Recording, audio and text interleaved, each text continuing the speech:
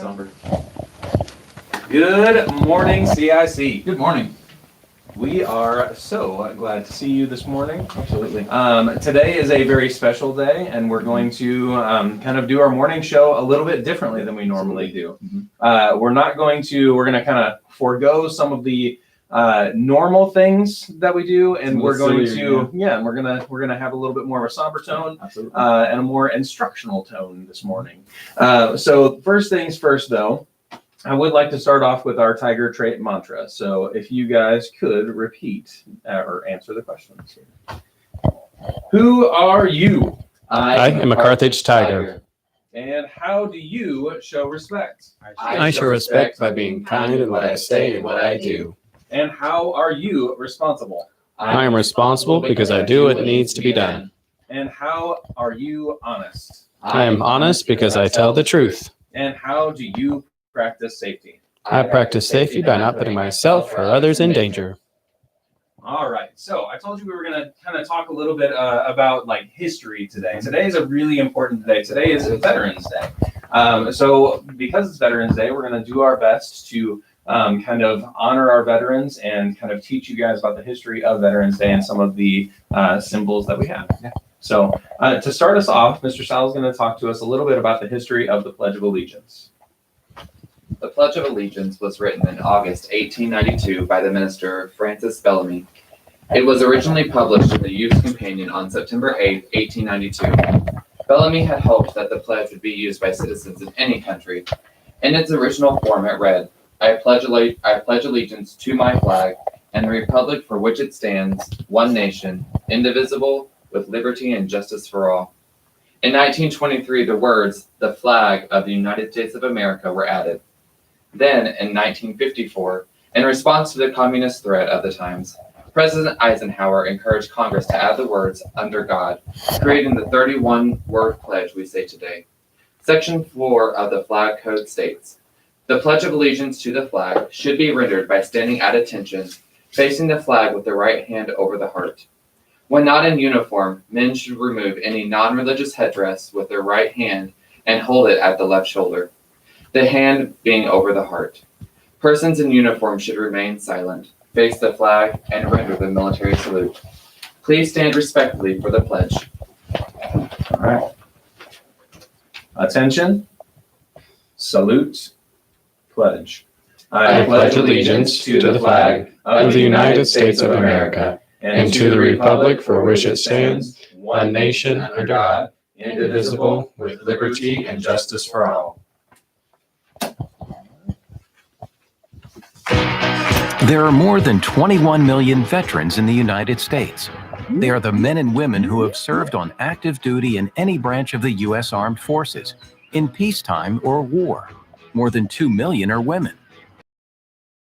0.5% of the total U.S. population, around 1% of American women, and around 12% of American men are veterans.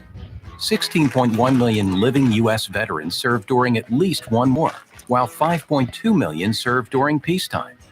Of the 16 million Americans who served in World War II, about 620,000 are still alive. From the Revolutionary War to the Global War on Terror, U.S. veterans have served in 12 major wars and numerous smaller military conflicts, from fighting Barbary pirates to peacekeeping in the former Yugoslavia to hunting down Osama bin Laden. And our veterans' role in U.S. history goes far beyond the battlefield. 26 of 44 presidents have been veterans. The Revolutionary War produced 4 U.S. presidents, while no fewer than 7 presidents were veterans of the Civil War. 97 members of the current U.S. Congress served or are currently serving in the military, including 81 members of the House of Representatives and 16 senators. 1/3 of all Supreme Court justices throughout history have served in the military, with the majority of those serving in times of war. And of the 330 current and former astronauts in the U.S. space program, 219 served in the armed forces. During peacetime, our military forces have provided humanitarian aid and disaster relief to areas in need at home and abroad. During Hurricane Katrina, for example, nearly 70,000 troops, active duty, reserve, and National Guard, were involved in what is said to be the largest relief effort in U.S. history. These are just a few of the many contributions we can thank our veterans for, from our nation's beginnings until today.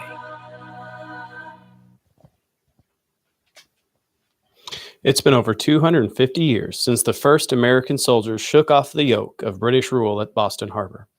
Over 200 years since brave Americans defended the Star-Spangled Banner by dawn's early light at Fort McHenry.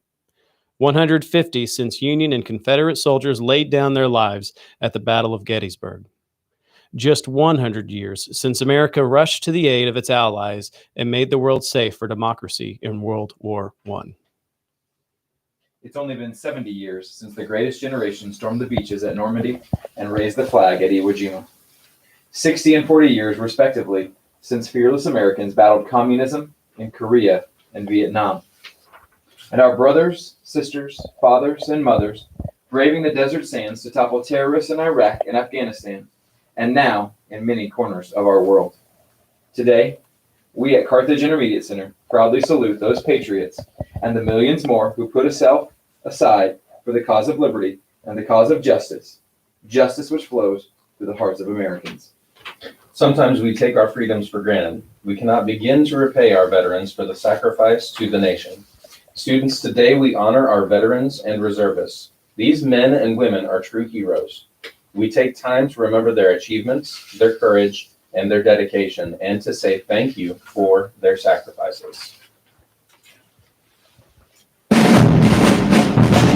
Since 1775, 48 million Americans have served in the armed forces.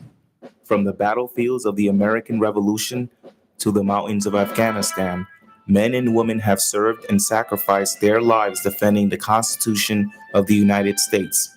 Today, we continue to honor those who have served by celebrating Veterans Day. Special because, those people gave their, went to war for us to have our freedom in America.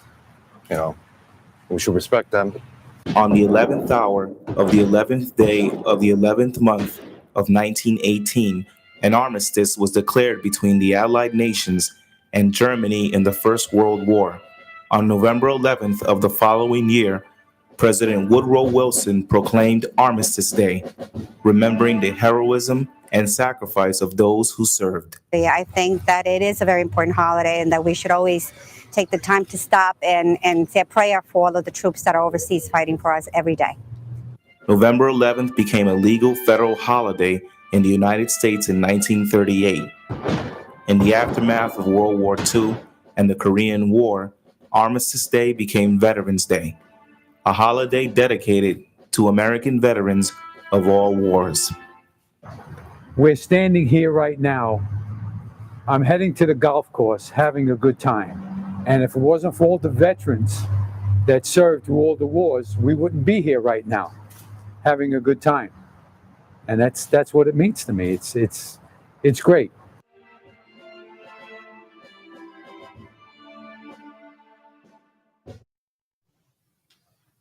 When wars are fought, men and women die.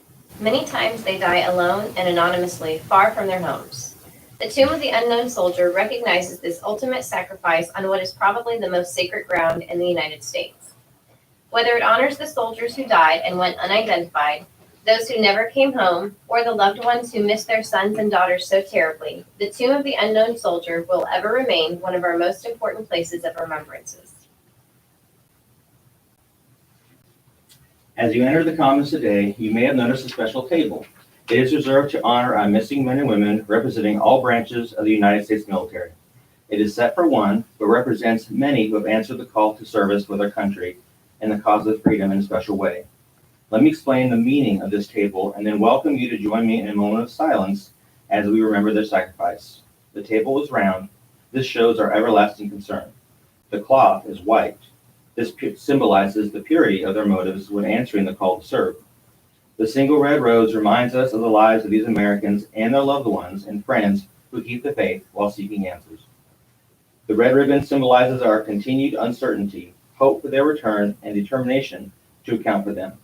A slice of lemon reminds us of their bitter fate, captured and missing in a foreign land. A pinch of salt symbolizes the tears of our missing and their families who long for answers after decades of uncertainty. The lighted candle reflects our hope for their return, alive or dead. The Bible represents the strength gained through their faith to sustain us and those lost from our country, founded as one nation under God. The chair is missing because they are missing. Let us now take a moment of silence to remember these brave men and women, honor their memory, and to the safety of those currently serving our nation. At this time, we will honor those who did not make it safely home by taking a moment of silence while we listen to the song Taps, which is played to honor their memory.